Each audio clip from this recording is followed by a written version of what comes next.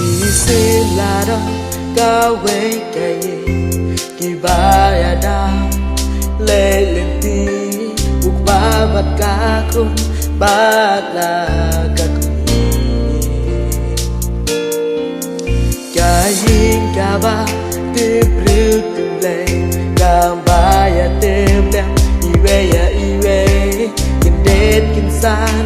hataki ak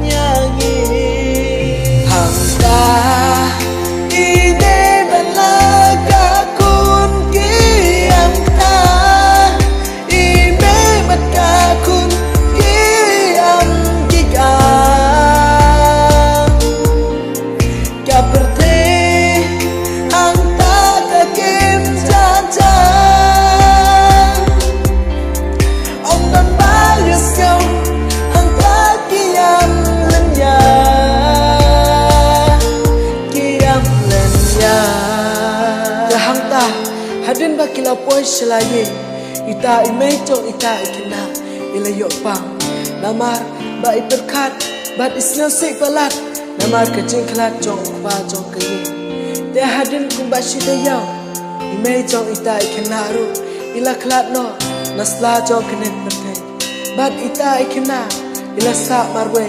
hasla jong kenek bertei namar imei bat ipa jong ita ikena kila kelat no ko mai ko ba i chonga pemis le mo pi yang na na long marwe yang a om don ba isle sha chai na nga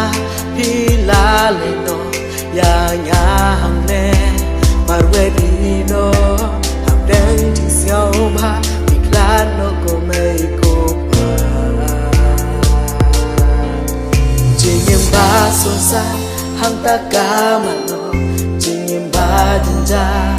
kama berbaro kakun swe kakun rangi